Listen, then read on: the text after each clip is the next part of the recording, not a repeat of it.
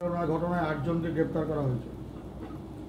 বিধায়ক দাবি করেছে যে এরা সব প্রাক্তন সাংসদের লোক। কি বলবো? কোন বিধায়কের দাবি আর কোন এমপির দাবি শুনে আমি কি করব? পুলিশ কমিশনার পুলিশ ইনকোয়ারি করে জানে এরা সবাই টিপুয়ার সঙ্গে থাকে। আর টিপুয়া কি নাম সোমনাথ শ্যামের সঙ্গে থাকে। 12 নম্বর ওয়ার্ডকে এরা জিহাদিদের ঠেক বানিয়ে দিয়েছে, ক্রিমিনালদের ঠেক বানিয়ে দিয়েছে। সেখানে পুলিশ কমিশনার তদন্ত করে সামনাসামনি ক্যামেরাতে ধরা পড়েছে। আজকে যদি আমরা ক্যামেরা ওই ভিডিও না রিলিজ করতাম তাহলে তো কেসটাকেই ধামাচাপা দিয়ে দেওয়া হতো। কিন্তু এখন সত্যি ঘটনাকে তো কে কাকে বলবে?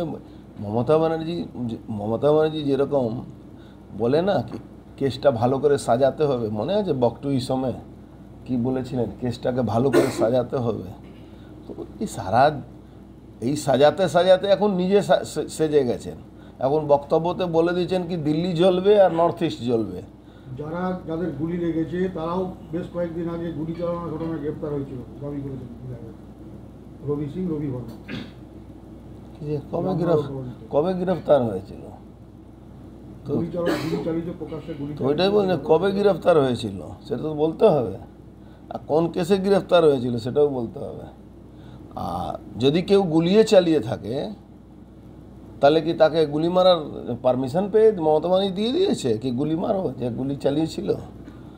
ওই যে ভাইপো ব্যানার্জি যেরকম বলছে কি শ্যুট করে দেওয়া উচিত, গুলি মেরে দেওয়া। একদিকে মমতা ব্যানার্জি বলছেন বা তৃণমূল বলে কি এটা ইউপি না, যোগী আদিত্যনাথ মতন বুলডোজার চলবে না, এনকাউন্টার চলবে না। যত আপনি দেখবেন তৃণমূলে সব বসে ডিবেটে বলে এখানে এনকাউন্টার হবে না, আর তাদের বাবা বলছে কি এনকাউন্টার করে মেরে দেওয়া উচিত। মমতা ব্যানার্জি 10 দিনের মধ্যে ভারতবর্ষে আইনটাকে চেঞ্জ করে উনি 10 দিনের মধ্যে ফাঁসি দেবেন, তাহলে কামদুনি ফাঁসি হলো না কেন?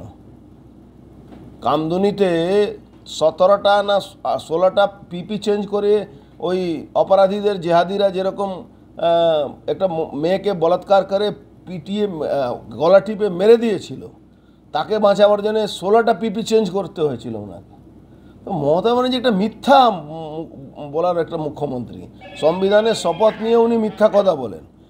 ওনার দল আর ওনার কথা বলে কোনো উত্তর দিয়ে তো কোনো মানে হয় না। উনি সবসময় এই কেস আছে। আপনি মনে নেই আমাকে মারার জন্য 2টো লোক নিয়ে এসেছিলেন, এই তখনকার একজন পুলিশ অফিসার নিয়ে এসেছিল, আমি তাড়া করে ধরতে গেলে তাকে নিয়ে পালিয়ে গেছিল।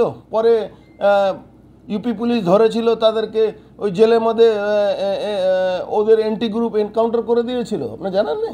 8 জন ধরা পড়ে চলেছে, তার আগে গুলি চলেছে, তারপরে 8 জন গ্রেপ্তার হয়েছে।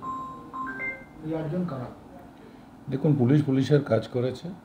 যে কমপ্লেন হয়েছে যে গুলি চালাবার, তাতে পুলিশ প্রশাসন যাদের তদন্ত করে পেয়েছে তাদের গ্রেফতার করেছে, সেটা প্রশাসনিক ব্যাপার। কিন্তু এরা কারা আপনি হয়তো জানেন না, আপনার মিডিয়ার মাধ্যমে জানাই যে দুজনের কথা বলছেন, রবি সিং আর রবি বর্মা, এর মধ্যে থেকে একজন কয়েকদিন আগে রামনগর কলোনিতে দিবালোকে বিকেল 6টা না 8টার সময় গুলি চালানোর অপরাধে তারা গ্রেফতার হয়েছিল। তাহলে আপনি বুঝতেই পাচ্ছেন যে ওই গাড়িতে কীরকমভাবে দুষ্কৃতীরা ঘুরে বেড়ায়। একটা পাড়ার মধ্যে যে কয়েক রাউন্ড গুলি চালায় এবং মানুষকে আহতও করে, তো সেই রকম দুষ্কৃতীরা এই গাড়িতে ছিল। এখন এটা দুষ্কৃতী ভার্সেস দুষ্কৃতীর ঝগড়া, আমার তো তাই মনে হয়। কেন, এ তো কোনো পলিটিক্যাল ঝগড়া নয়। পলিটিক্যালি কোনো ঝগড়া এখন পর্যন্ত মার্কেটে দেখা যায়নি। যে হঠাৎ করে সকাল থেকে ভালোই চলছিল, হঠাৎ কি করে ওই গাড়িকে লক্ষ্য করে গুলি চালানো হয়েছে, এটা তো আমার বড় আশ্চর্য লাগছে। আমার মনে হয় এটা একটা সাজানো গল্প। সিআইএসএফ মানে নিতে হবে তাদের রক্ষী বাহিনী বডিগার্ড হিসেবে, সেটার জন্যে এটা একটা নাটক তৈরি করা হয়েছে। এই ছেলেগুলো সম্পূর্ণভাবে, আমার যতদূর খবর, তারা এই ব্যক্তি যার নাম আপনারা করছেন তার সঙ্গেই থাকতো।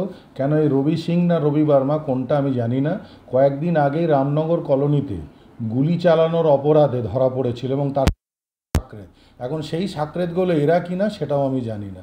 তাহলে এটা একটা সাজানো গল্প, আর তৃণমূলকে বদনাম করার জন্যে এটা সাজানো গল্প বাই কনস্পিরেটর অর্জুন সিং। অর্জুন হচ্ছে একটা চালাক চিটিংবাজ লোক, যিনি 420 গিরি করে আজ পর্যন্ত এখান পর্যন্ত এসেছে। সেজন্য ওই লোকটা কোনো রকম কোনো একটা ধান্দাপানি করেছে। এটা ছবিতে দেখা যাচ্ছে গুলি ছুটছে গাড়িতে। সে হতেই পারে, কে ছুটছে তাদের পুলিশ অ্যারেস্ট করবে, পুলিশ অ্যারেস্ট করবে। আর আমি তো আপনাকে বলছি যে এই যে রবি সিং বা রবি বার্মা, এরাও তো দুষ্কৃতী, এরাও তো ক্রিমিনাল। কয়েকদিন আগে গুলি চালানোতে তারা ধরা পড়েছিল। তাহলে তাদেরই এরা সঙ্গী সাথী কিনা সে কে জানে, তাদের সঙ্গে থাকে না কার সাথে থাকে, শুধুমাত্র গুলি চললে বোম চললে তারা হচ্ছে টিএমসির লোক, এটা কোথার থেকে প্রমাণিত হচ্ছে? আমি এটা দায়িত্ব নিয়ে বলতে পারি যে যারা বা যেই এরা আছে এরা সবটাই ওদেরই লোক। আমাদের কোনো ইনস্ট্রাকশন বা কোনো জায়গায় কোনো ছিল না যে কোনো ঝুট ঝামেলা হবে। ঝুট ঝামেলা পর্যন্ত আমরা করিনি সকাল থেকে নিয়ে কোনো জায়গা পর্যন্ত। তাহলে কেন হবে? তাহলে এটা একদম ইচ্ছেকৃত একটা সাজানো ঘটনা। আর এরা, আর এটা আমরা কি করে বলবো, প্রশাসনিক ব্যাপার। আর এটা তো ওদেরই লোক, অর্জুনেরই লোক। এরা হচ্ছে অর্জুনের লোক, যারা ধরা পড়েছে সবই অর্জুনের লোক। কেন এরাই ওই রামনগর কলোনিতে গুলিগালা চালিয়েছিল, এরা সম্পূর্ণ ওদেরই একটা গ্যাং। সেই গ্যাংয়ের মধ্যে কি হয়েছে সাজিয়ে করেছে যে একটা গুলি চালিয়ে দিবি তাহলে আমি সিআইএসএফ পেয়ে যাব, ন্যাশনাল নিউজে চলে আসবো, এইসব হচ্ছে একটা সাজানো গল্প। আমাদের সঙ্গে কোনো সম্পর্ক এটার নেই।